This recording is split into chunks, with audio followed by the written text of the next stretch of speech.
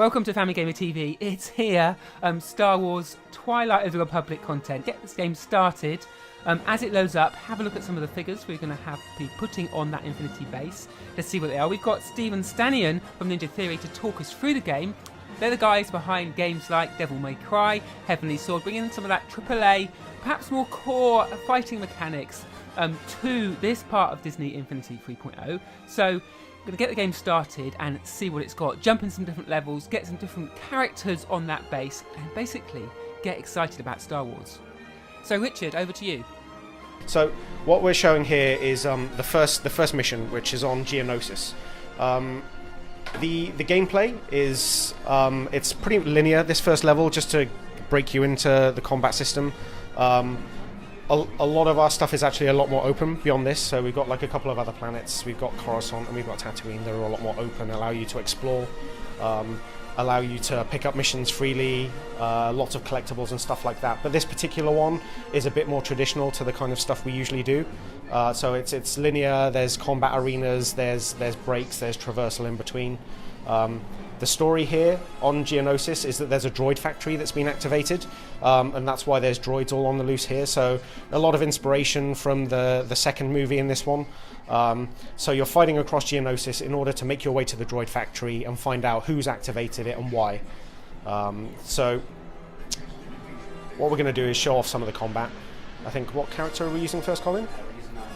Right, so as you mentioned in the presentation, Anakin fights with a kind of very aggressive style.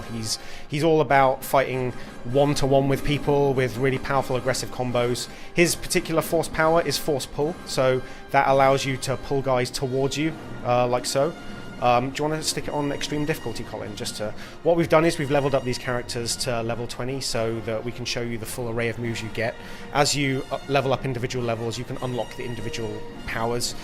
So what we're doing, we're leveling them right up, and we're going to put it on extreme difficulty as well, so you can see what it feels like to unleash plenty of moves against them. So we've done a lot of work on the battle spectacle of this, because we really want to show that you're in and amongst a battle that's going on, so we want it to be nice and high octane, plenty of action.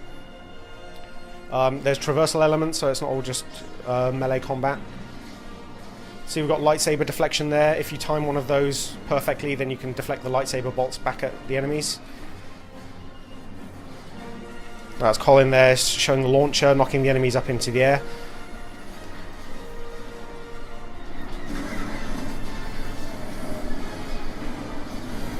We just start you off nice and easy, fighting some battle droids. So these are kind of like the grunts, the guys that you see in big numbers. We've got like a good mix of ranged and melee guys. So that's Anakin's like dash attack. What if you do a dash and then hammer the attack button, he'll do like a flurry of moves.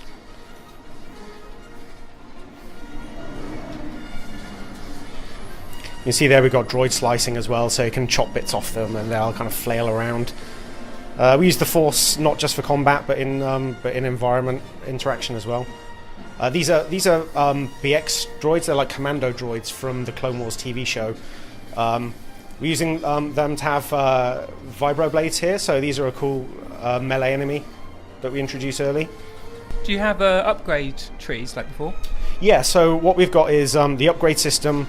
I think there's 4 branches in total, and as you level up you can unlock 1 power from a branch. So a lot of the moves you're seeing here, like the pause combos and like there's force finishes and things, the dash attack, things like upgrading health, the lightsaber deflection, all of that kind of stuff. That's stuff that you unlock over time. I mean, this is really important actually for a combat game, is to have meaningful upgrades. I mean, you can see all the sparks here that you're collecting. When you collect the orange sparks, they're the things that eventually levels you up. So having a meaningful upgrade system is really important for a combat game. Has that changed since 2.0? Have you improved that?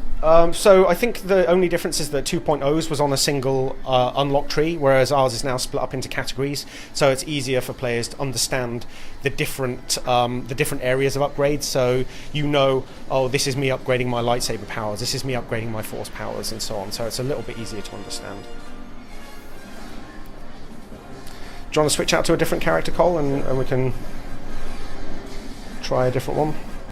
In terms of keeping it a Peggy 7 game, was there any things that you needed to be careful of doing in the combat? I think we're kind of lucky in that fighting droids, especially in this section, because they're non-human enemies, it's not really a problem.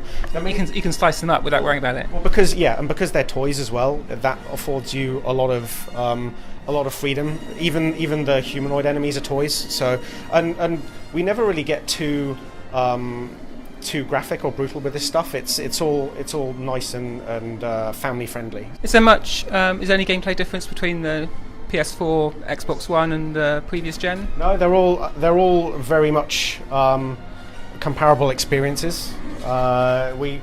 We understand that because Infinity is a family game, that there's going to be a whole array of consoles that this is going to be played on, and things like hand-me-down consoles as well, from, like you say, from the last generation. So it was really important for us that people get a great experience no matter what console they're playing on. So that's actually really important for us. Each character feels unique or has a different play style. We really mean that in that they do actually feel tangibly different to play. So Ahsoka's big thing is that she attacks with very sweeping attacks. So if you're attacking lots of enemies at once, she's really good in this kind of situation. Like her dash attack is a windmill, so if you dash and you start hitting the attack button, then she starts doing like a windmill around that you can move around and start hitting multiple enemies around you.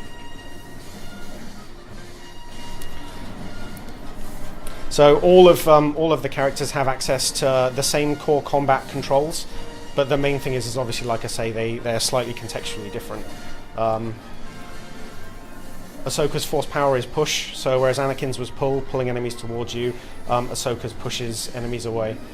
We have these like nice little slow-mo finishes as well as like punctuating the combat, so that there's a nice pace to it. The player understands that when they get that slow-mo character, they're like, cool, I finished this wave, and now we kind of set you up for the next one. This is where you're defending Master Plo Koon as he hacks his way into the droid factory.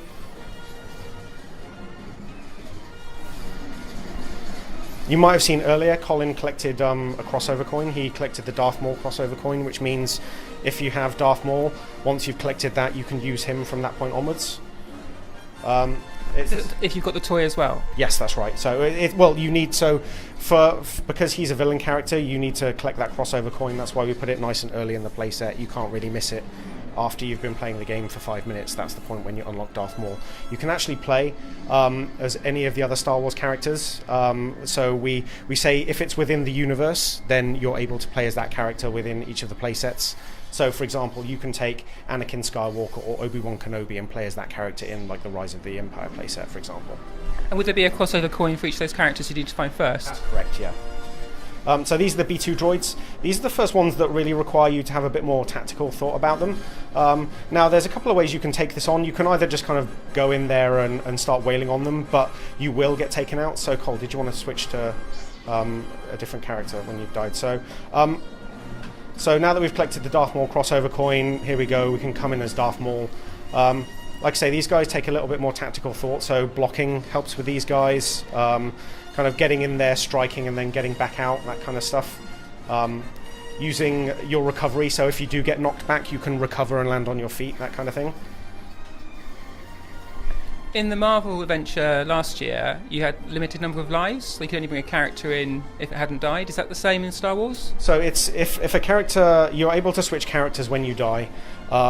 They do have a respawn rate on them, so if you wait a certain amount of time, then they become available for selection again. That's right. But we do have checkpoints as well, so if you do run out of characters, then you can just jump straight back in at a recent checkpoint. Thanks, Steve, for that inside track on Twilight of the Republic. It's looking really good.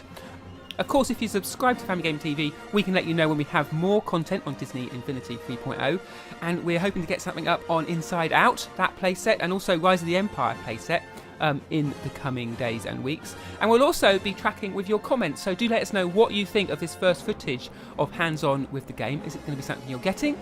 How are you feeling about LEGO Dimensions and potentially the upcoming Skylanders announcement in light of what you've seen here? We'd love to hear from you. But for now, that's all we've got time for on Family Gamer TV.